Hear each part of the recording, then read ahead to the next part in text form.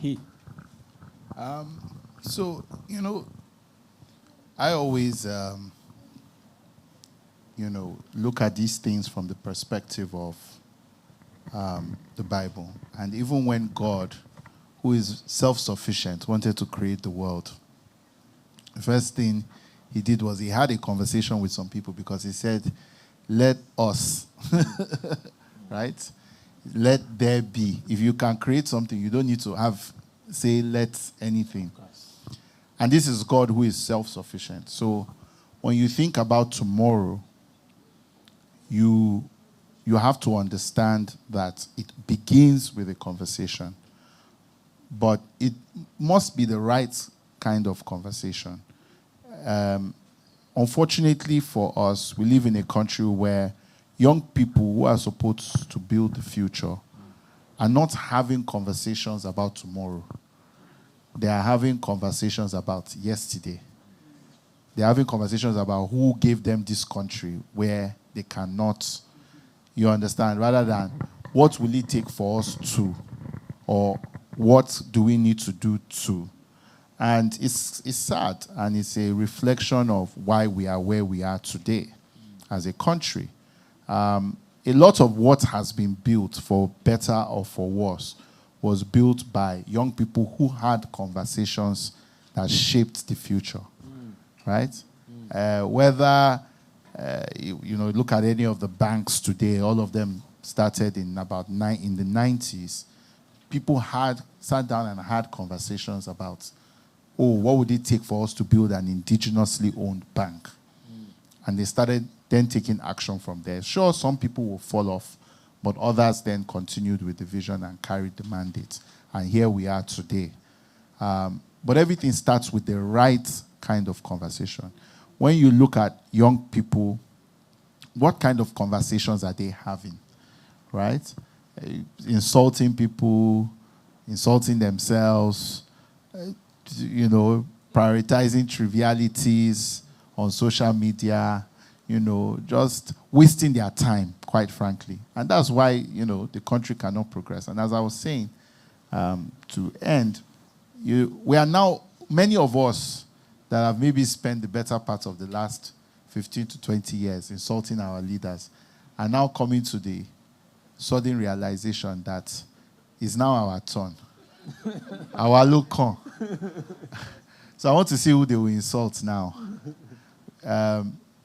There is a gradual, anybody who's perceptive can see there is a gradual handing over of the baton, whether we like it or not. Mm-hmm. At least this year, more than a good chunk of people I would have considered, okay, this person will be here forever. If they want to do something, this is the person. Many of them now have gone home to be with God. And now the question is, okay, what are you going to do? So, again, when I think about it, conversations that shape tomorrow are the conversations that young people should be having today. Thank you very much, E. Please celebrate our speakers. Thank you very much. E, over to you. Well, I think the biggest challenge many young people have is it's very hard for young people to see a clear path to whatever goals they have. And the reason for that is, there are three reasons for that. I think the first thing is, unfortunately, social media has created a scenario where objects may be farther than they appear. Literally. So people have a certain image of what they should be aspiring to that isn't grounded in any form of reality. And so that creates a consistency issue, particularly when that image that they're aspiring to in their goals is compounded by a situation where they think, because they only see the highlights, they think that everything is Indomie. You see what I mean? It's instant. Some people will look at me, for example, without realizing that I've been working since I was 14. I started my first business at 19. That business did not succeed. I started another business at 21. That business did not succeed. I started another business at 23, where I had to give up 90% of my equity to an egbon because I realized that I was the blind leading the blind. You understand? But these are the parts of the story that people don't see. So as a result, they don't understand that so much of success is showing up every day without the glitz and glam that success looks like in their mind. And then I would say the final thing is really that they are doing it for other people. When you're doing something for other people, you're not doing it for yourself. You're not doing it because you want to. You're doing it because other people have imposed or superimposed their vision of your life on you. You never really build it's not you, so it can never be you. Do you understand what I'm saying? But because this is what the expectation is, you just latch onto it. And what I always tell people is like, E is always E because that is not just his identity, but he doesn't have to struggle to be E. Do you understand what I'm saying? Like, if somebody calls you E, you're not doing a lot of calculation. If somebody calls my name, or somebody sees me on the street, I'm not doing a lot of calculation in my head to know that is me. So it's easy for me to be me every day. Do you understand what I'm saying? So many people don't really know their true identity. They are lost in all the models that they have been handed by virtue of media and so on. And very few people have the self-awareness to do the work, right? To actually figure out, who am I and who am I supposed to be? And because of that, it then spills over, right? Where, because you're trying to be somebody else, right? If you're trying to be, if you're an actor, you can't act 24/7. You understand what I'm saying? Maybe even the best actor in the world can maybe act at most 3 hours or 4 hours. You will still need to take a break and be who they are. But many of us are leading lives where we are acting every day or trying to act every day, and then we wonder why we cannot be consistent. Of course you can't, because it's not your nature. Then that then becomes, okay, why is this what you want? Is it because this is really, really what you want for yourself, or because this is what somebody else wants for you? Right? And, how do you see yourself, right, walking towards that path, right, of getting to where you want to go? Have you really thought through what progress looks like for you? Because anything, if, for example, I'll just use a very mundane example. Some of us used to pick beans for our mothers, right? If you're picking your beans, right, and you're seeing that the beans is becoming, there's less stone in the beans, you have almost finished, Abi? And you can see the pile of beans you've picked, the stones you've picked from the beans, and you can throw the beans up and see that there's no more stone inside. So it's finished. So even though it's such a monotonous and annoying job, there's an end to it, right? You understand? But a lot of people haven't really thought through, what is the end for me? Yeah. And that's why, even the Bible says, surely there is an end, and your expectation shall not be cut off. A lot of people, when you sit down with them and you ask them, what's your end game? What are you really, really trying to do with your life? Many people have actually not sat down and independently done the work of thinking about it. And then, third of all, they haven't actually, they think it's instant. For me, for example, a big reason why, I am the way I am is because I have a clear sense of who I am.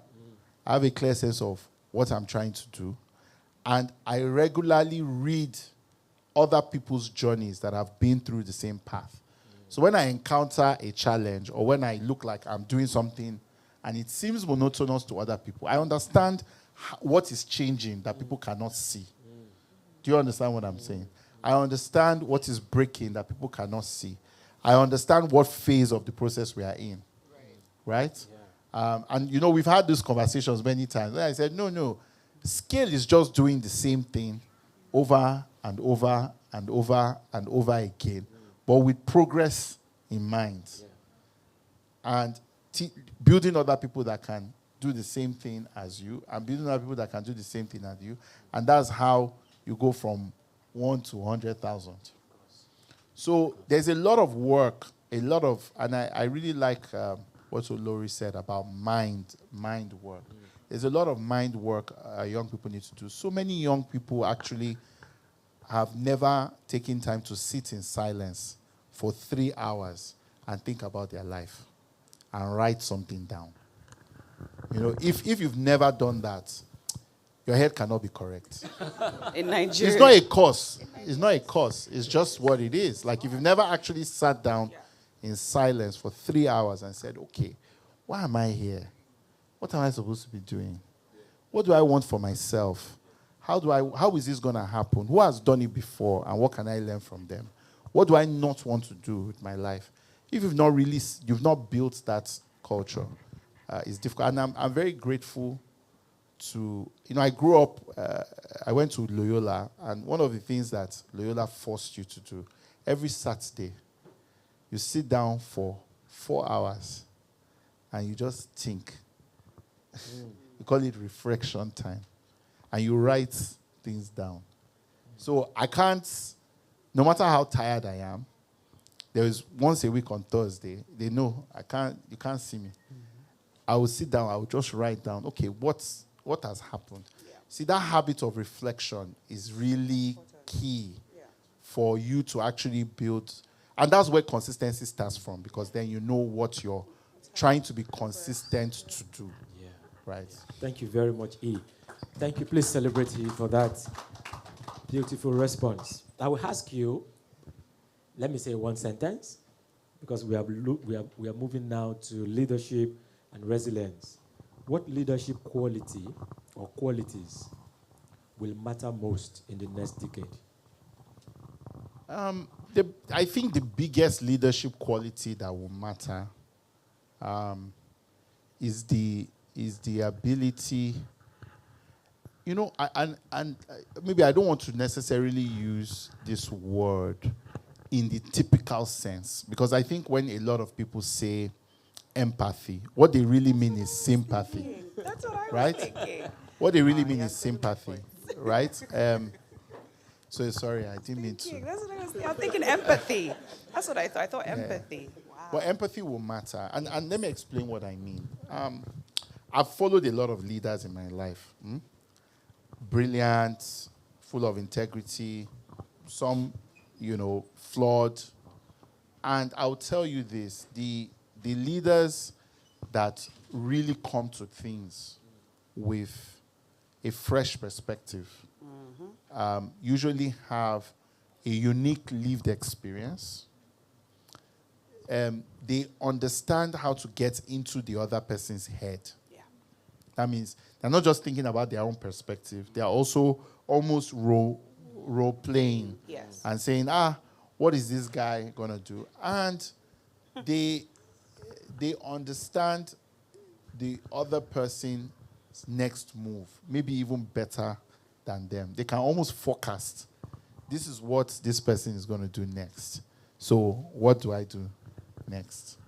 Awesome. And I think that quality is also, I'll also add one more, because I think it's really important, which is courage.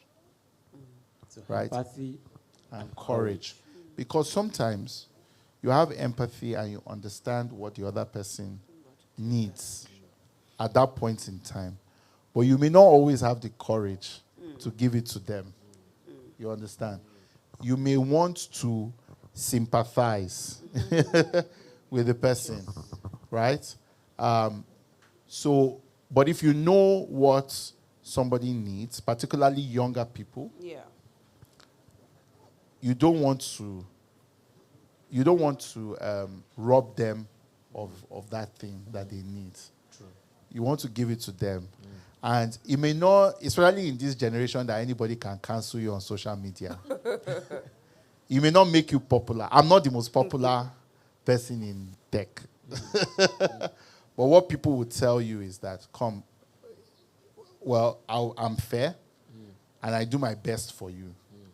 And at the end of the day, you're better off with whatever pressure I'm putting you under than without it. True. Thank you very much. Thank you very much.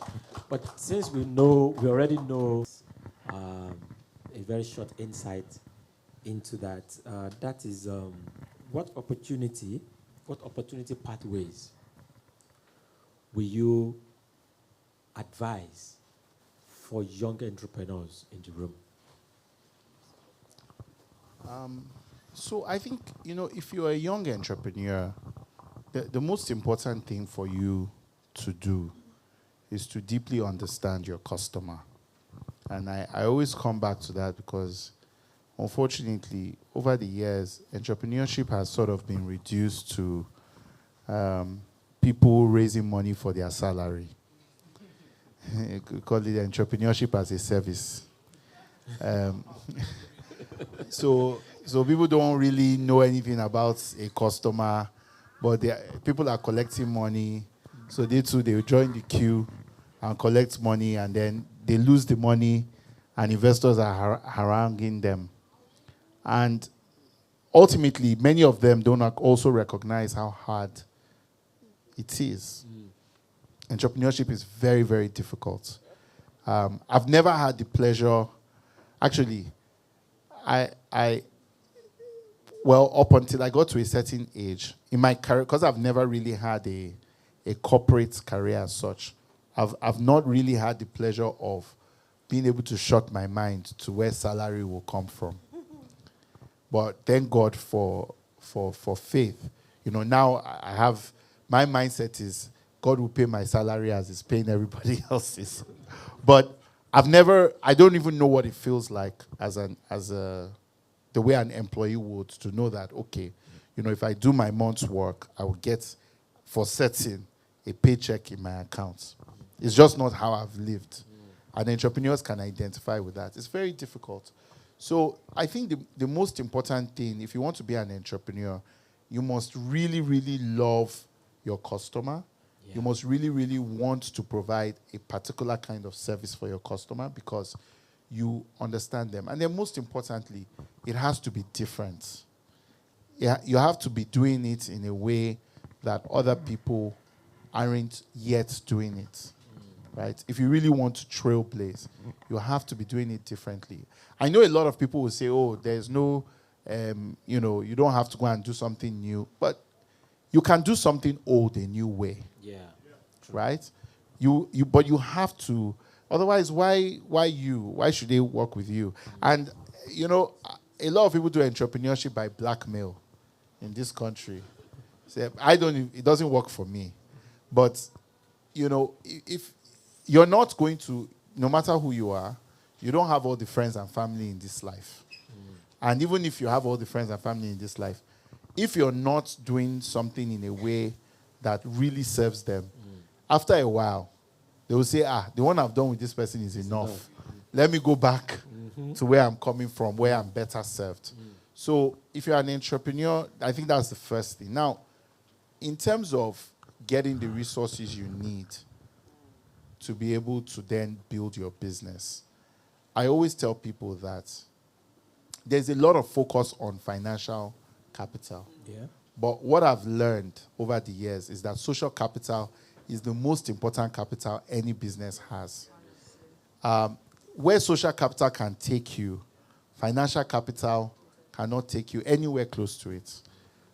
When people look at you and they see a person of integrity, somebody that is dependable, they will give you the product to sell without money. You will buy without money when you're a credible person. And I will tell you that many of the things that people look at and they're like, Ian, how did you manage to do this? And even some of the things that I'm working on right now, honestly, it's just favor of God, which translates itself in social capital. I've done transactions of billions where I didn't put 1 naira down, and none of the money inside is my money. And I will collect the biggest share. Just because, credibility. People are like, this person, if it's Ian, don't worry. We don't need to worry about that. Just leave it.